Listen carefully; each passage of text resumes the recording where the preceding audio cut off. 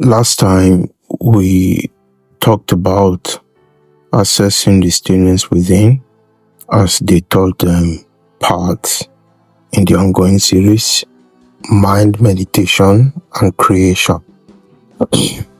So I hope that if you are listening to me right now, you have taken your time to look at what we shared last week. Last week, Saturday, assessing the stillness within, when we began to talk about the principle of repose and action. And we said that a balanced life is a life that springs from being able to dissolve within your own void, within your own heart, which is the repose, and then action, right? And then we spoke about how this is the underlying principle of creation when we look at it from the perspective of biblical account of creation, how God, birthed forth creation. And then the Bible says that he rested from his work the seventh day. And then we said that seventh day, right? It's an eternal day. So it's like God stepping out of his eternal, point of stillness in order to act.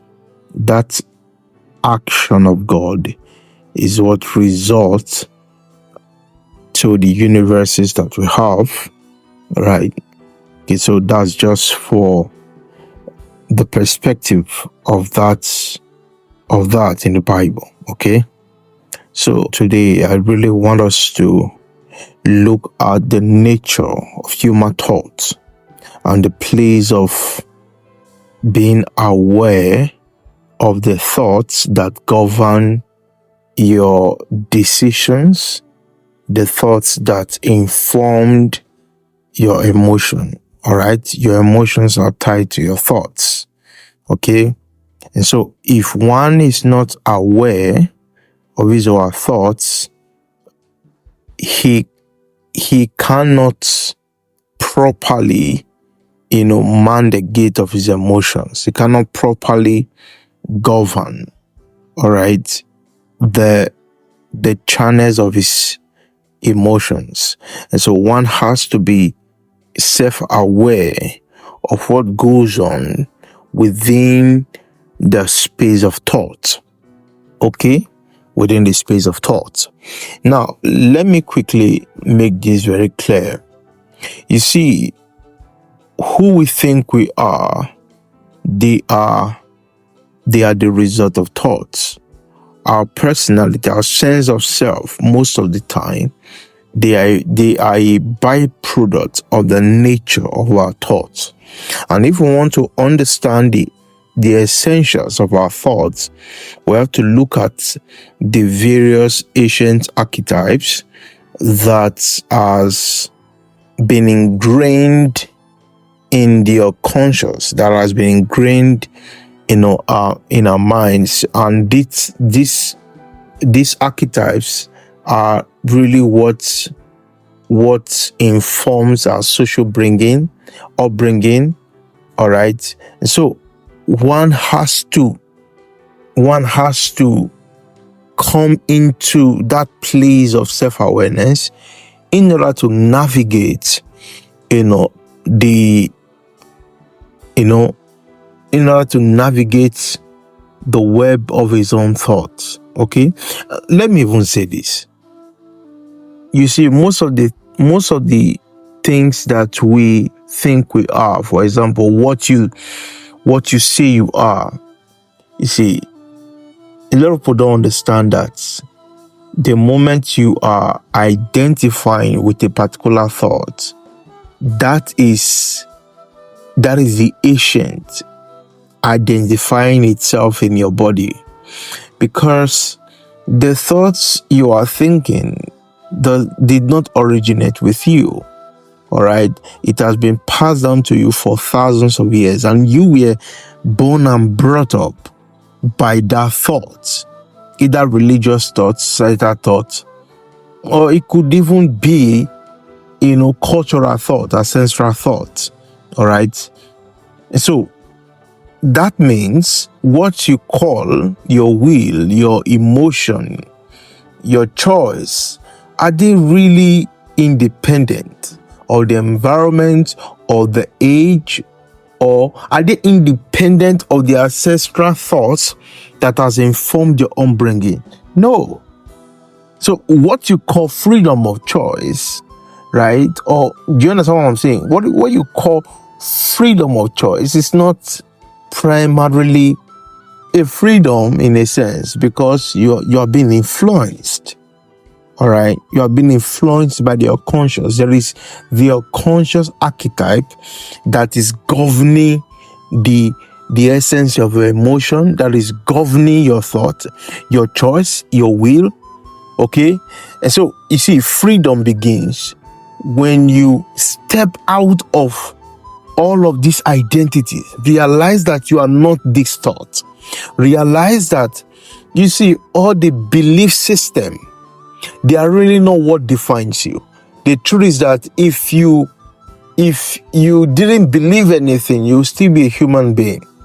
You see, we took identity, or our identity is a product of our belief system, and that's what you find out there.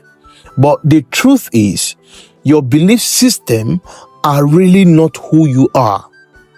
They are really not who you are.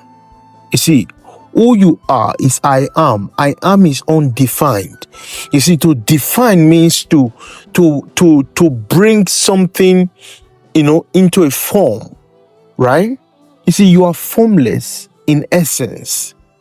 And so there is no definition that really captures who you are. You are not identified according to the form. You function within the form, but you are not the form. You are not the form. And so you see, these belief systems are really what limits our expressions as spiritual beings. And so for you to begin to free yourself from chains of thought, you have to become self-aware. This is the reason why meditation is so important. That you meditate and reflect on your belief system. Reflect on your belief system. For crying out loud, for years you've been believing. Religion has taught you, society has all kinds of things, but you've never had to sit down one day to reflect on your belief system, to shift from the space of belief. Look at your thoughts. Yes, you can be the observer of your thoughts.